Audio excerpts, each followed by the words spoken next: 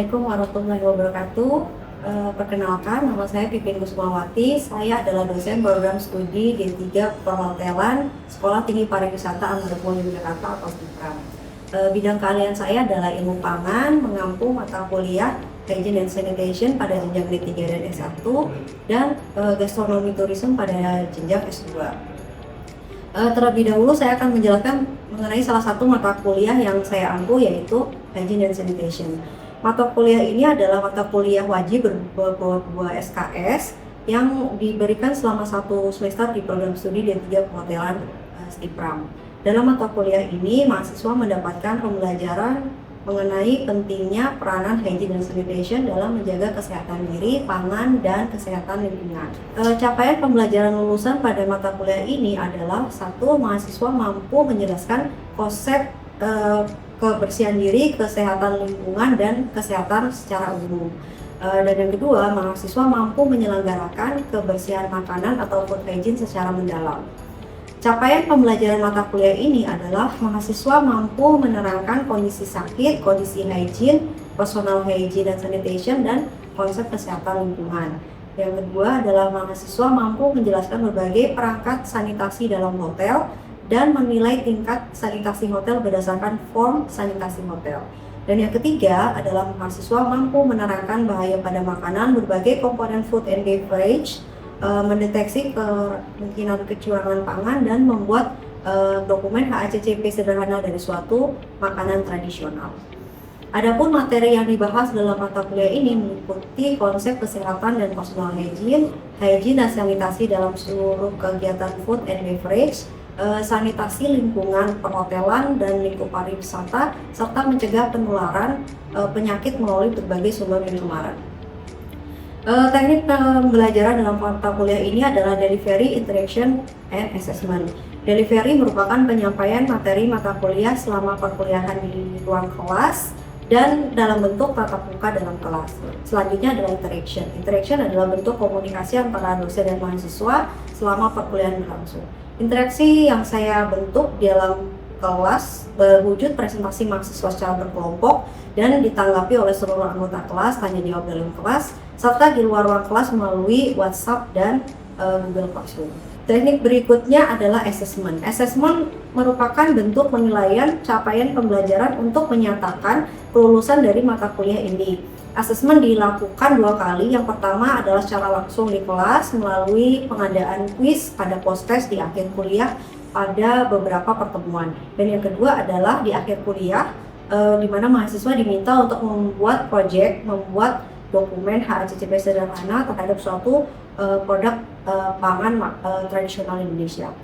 Kemudian komponen penilaian mahasiswa akan dibagi menjadi 5 aspek penilaian, yaitu kehadiran dan partisipasi mahasiswa berbobot 10%, kemudian presentasi mahasiswa berbobot 20%, kuis berbobot 20%, ujian tengah semester berbobot 20%, serta ujian akhir semester yang berbobot 30%, sehingga seluruh total komponen penilaian adalah 100%.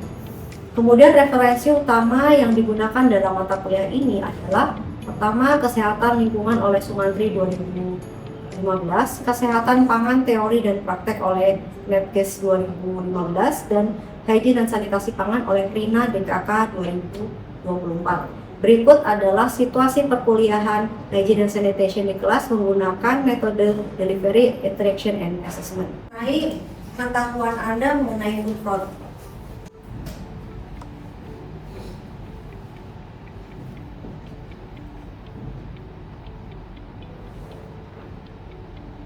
Sebelum mendapat mata kuliah ini, apakah Anda pernah mendengar istilah kecurangan pangan atau food fraud?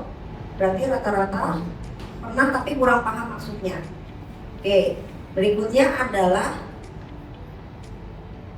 pertanyaan kedua. Pernahkah Anda mengalami kecurangan pangan? Pernah merasa nggak? Oh, saya dicurangi nih. Oh, ternyata pernah, tapi tidak sadar. Sadarnya kapan? Kira-kira? Setelah membeli, baru? Dalam hal apa tuh misalnya, Mbak? Kayak misalnya di nasi padang atau apa gitu. Kalau kita kan cuma lihat udah dimasukin ke dalam bungkusnya gitu. Kan kalau pulang kita nggak tahu ada apanya? Ya, kan banyak terlalat, kita kan juga nggak tahu ibu. Oh, jadi ketika Anda membeli suatu makanan, tapi ternyata di dalam makanannya itu ada telur lalatnya. Oke. Kalau sambal Ya, sering terjadi seperti itu memang. Ya, jadi apa namanya? Saya tidak tahu ya itu sebenarnya emang intention dari si penjual atau memang tidak disengaja gitu kan. Tapi memang harusnya kita sudah membayar tuh ya kita harus mendapatkan sesuatu yang sesuai dengan harga barang itu gitu ya. Jangan sampai barang itu sebenarnya sudah tidak layak dijual tapi ternyata masih dijual sehingga kita akhirnya merasa merugi. Oke, berikutnya kita masuk materi tentang food fraud ini. Jadi kemarin kan kita udah bahas ya tentang berbagai resiko dalam makanan tuh kita bahasnya tentang keamanan dalam makanan, ya kan? Nah hari ini kita akan bicara ternyata nggak cuma keamanan pangan aja yang bisa berdampak pada tubuh kita. Pertama ada yang namanya food quality atau kualitas pangan. Nah ini nih biasanya menipu tapi untuk menutupi kualitas. Jadi misalkan ya tadi itu contohnya kayak misalkan sudah expired atau tidak layak dijual tapi ternyata tetap dijual dengan kemasan yang diperbaiki atau ditutup-tutupi gitu. Nah itu masalah tentang food quality. Kemudian ada juga masalah mengenai penipuan pangan. Ini yang hari ini kita bahas ya. Jadi memang dia sengaja menipu. Ya, sengaja nipu sehingga tujuan utamanya sebenarnya untuk meningkatkan margin keuntungan. Karena kan dia sebenarnya sudah rusak tuh. Kalau sudah rusak kan berarti itu barang harusnya dibuang. Nah, dia tetap menjual, berarti kan intinya dia ingin mendapatkan keuntungan lebih dari bahan makanan tersebut, ya kan?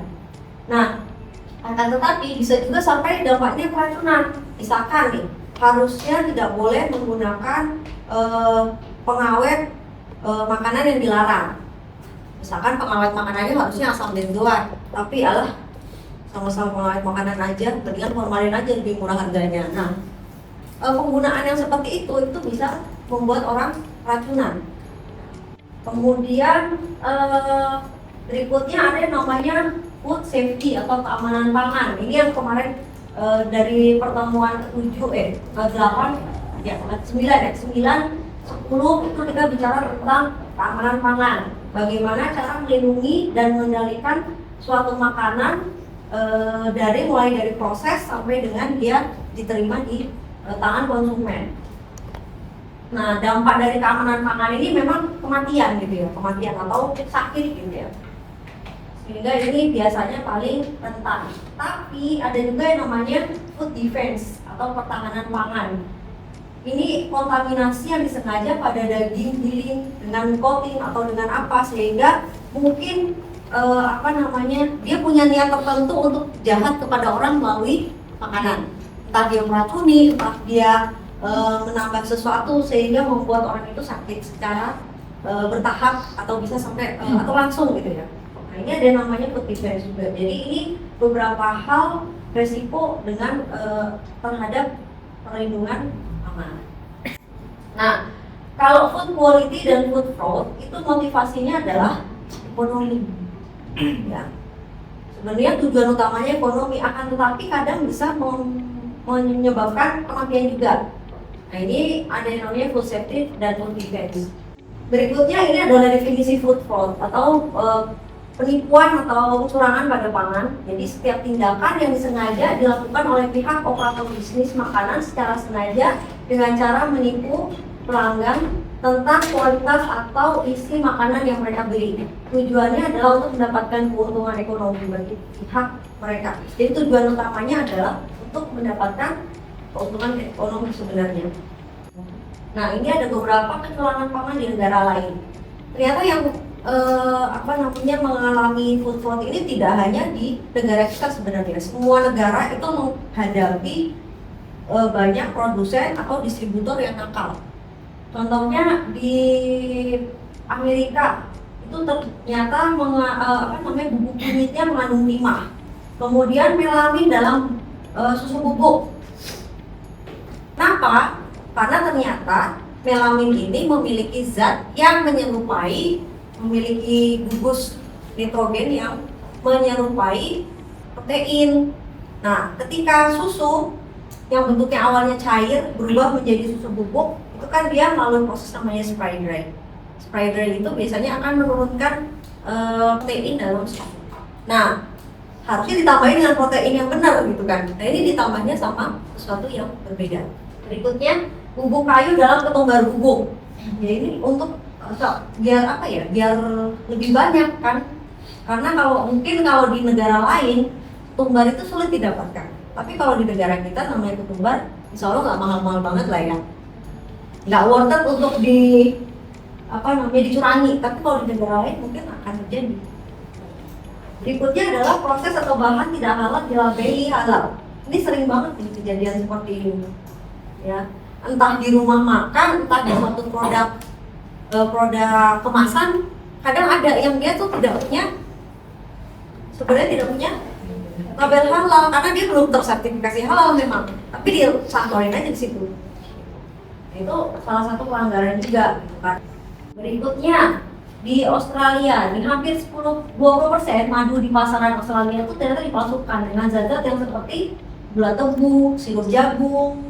Yang tingkat pemalsuan sampel meningkat hingga 50% untuk impor dari Asia. Nah, kemudian di Bangladesh, pihak berwenang dipaksa menutup pabrik pembuatan jus buah sintetis karena memproduksi jus yang tidak mengandung buah apapun, melainkan diproduksi menggunakan zat kimia berbahaya.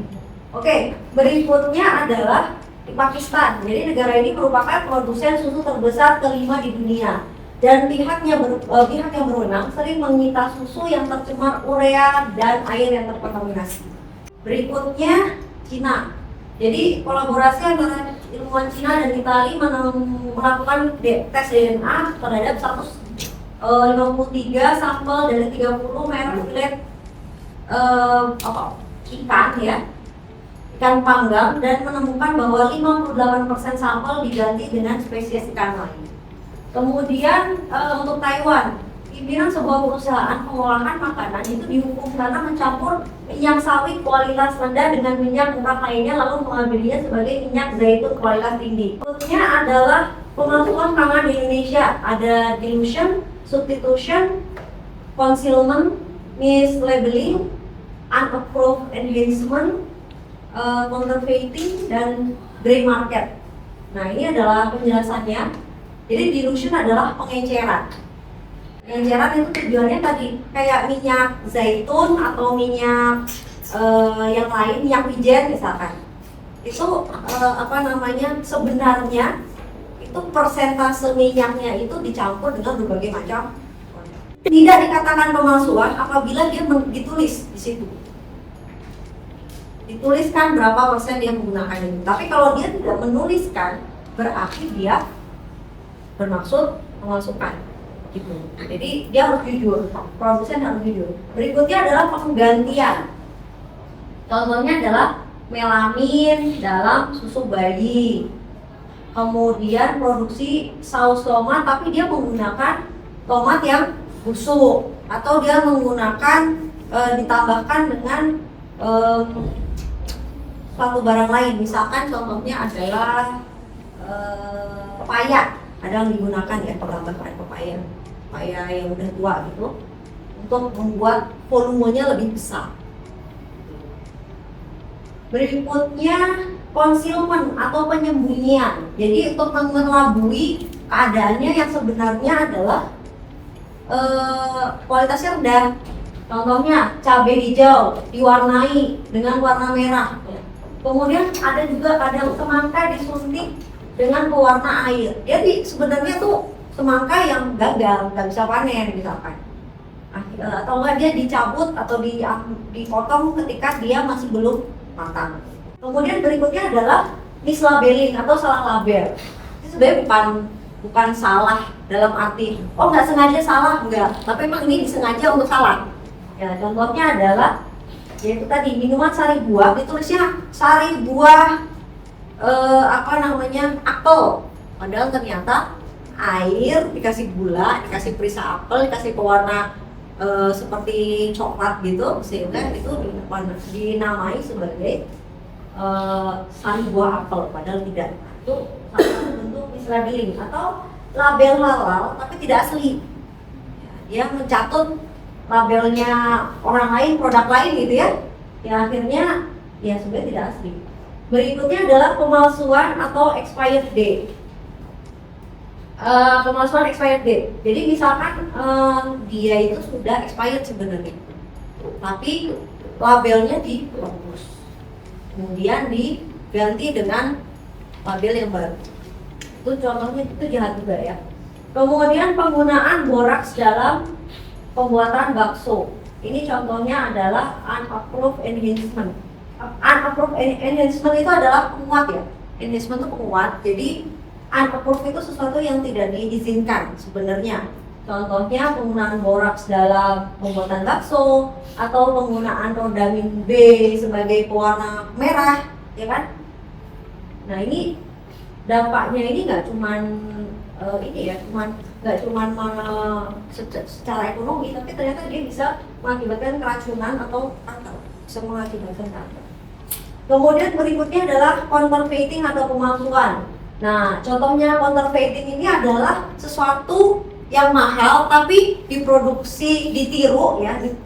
kemudian diproduksi secara massal, terus dikatakan sebagai itu produk murah. Selanjutnya adalah grey market. Grey market ini adalah penjualan produk reject atau penjualan produk murah. Ya ini hampir mirip, tapi yang ini dia reject gitu ya, sudah di reject, jelek, kemudian ya kayak bisa dibilang black market lah kalau dalam istilah kita. Kalau misalkan produk impor ya, kemudian itu sebenarnya ini produk sisa ekspor, itu belum itu benar-benar benar-benar sisa ekspor. Itu bisa aja rata-rata itu adalah yang produk-produk reject. Jadi biasanya lebih banyak ke produk fashion ya. Nah kemudian di Indonesia ini pernah juga ada kecurangan pada beras. Kecurangan pada beras. Coba Anda perhatikan di sini pada tahun 2017 itu ada kecurangan pada beras. Ini hanya mislabeling aja. Yang satu di sini ada labelnya tercantum di kemasan itu kandungan lemak total, protein dan karbohidrat. Ini lemak totalnya 6%, protein 13%, karbohidrat 25%. Ini untuk cap yang kemudian ternyata hasil uji laboratoriumnya 0,38%, 7,73% dan 81,45%. Ini cuma perbedaan penulisan aja, ya kan? Aslinya sama yang tertulis ternyata berbeda.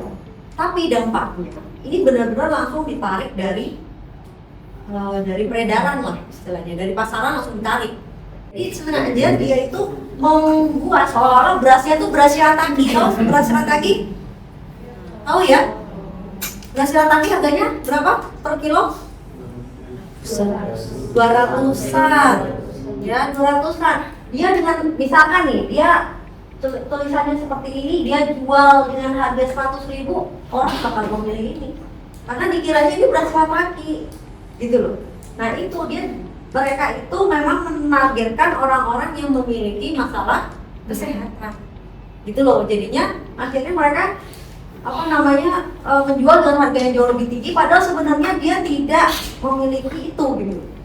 Nah, akhirnya kan banyak yang ketipu tuh orang-orang yang memiliki penyakit itu, dan akhirnya itu bisa memberikan dampak yang negatif terhadap kesehatan, ya kan?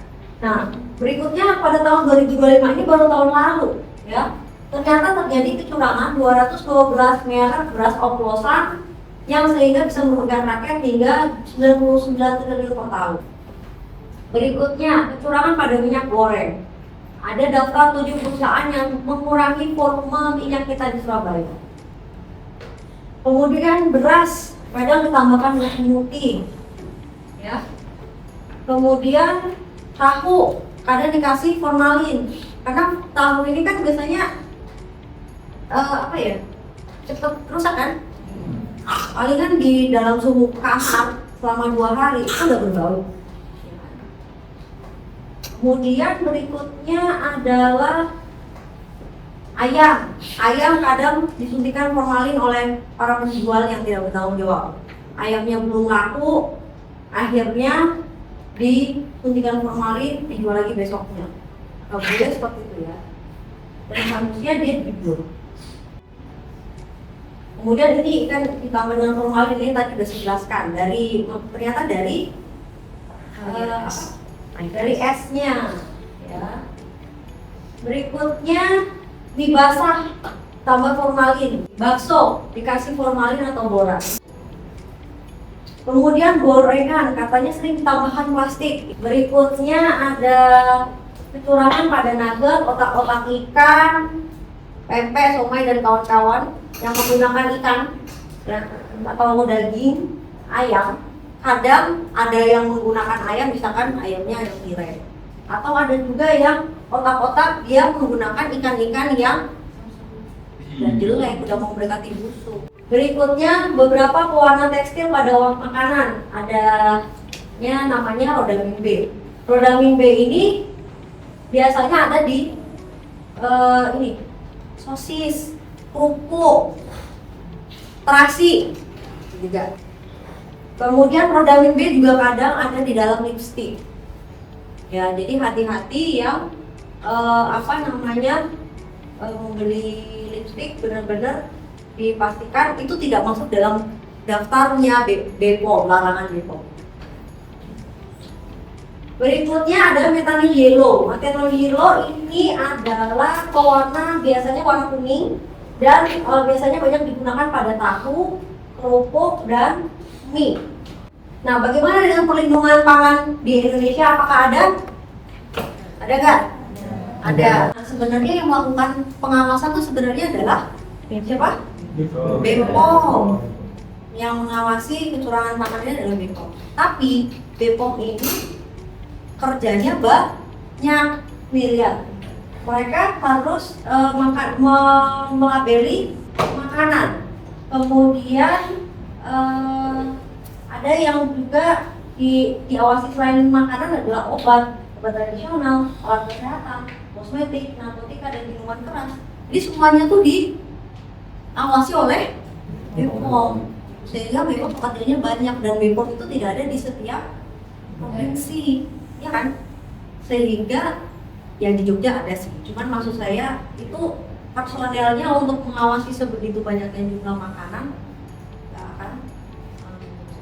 Selanjutnya mereka juga harus memberikan nomor registrasi makanan, minuman, obat-obatan, kosmetik. Jadi segala sesuatu yang di dalam negeri maupun luar negeri mau masuk ke Indonesia itu harus ada izin BPOM-nya. Sesuai nggak labelnya sama yang ada di produknya, gitu ya.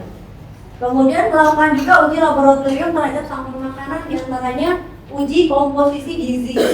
Nah, yang tadi yang beras maknyus sama beras ayam sama ayam jago itu kan akhirnya terkena ban gitu ya, gara-gara dia ternyata tidak sesuai kan antara nilai komposisi gizi kenyataannya dengan yang ditulis di label. Kemudian uji fisika dan kimia. Fisika itu maksudnya gimana? Uji fisik dari produk, dari kemasannya biasanya ya. Jadi kemasannya itu apakah tersegel dengan sempurna, jangan sampai ada bocor-bocornya. Kemudian berat produknya apakah sesuai. Misal nih ada susu, ada beli susu bubuk.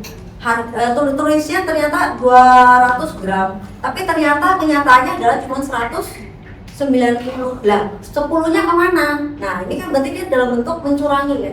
10 dikali berapa itu kan nanti jadi satu produk baru lagi. Nah, ini berarti salah satu bentuk kecurangan. Nah, itu juga dicek sama mereka. Kemudian uji mikrobiologi. Jadi memang ini ada kandungan berbahaya nggak? Bakteri-bakteri berbahaya nggak? Ada virus berbahaya nggak? Kemudian uji bahan berbahaya dan beracun.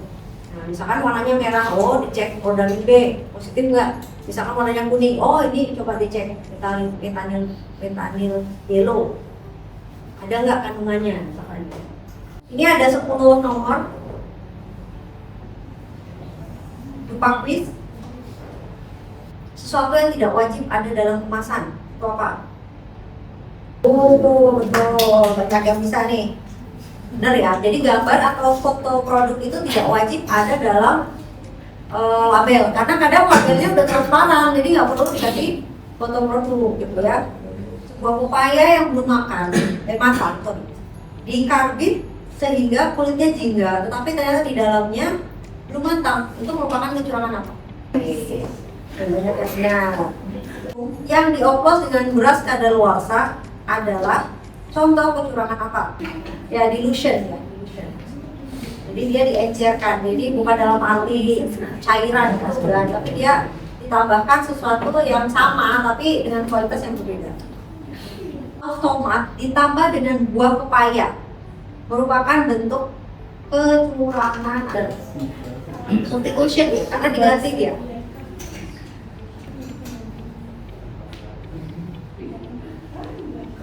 Berikutnya, udah nomor 9 nih. Produk coklat mahal dibuat tiruannya kemudian dijual curah merupakan kecurangan apa?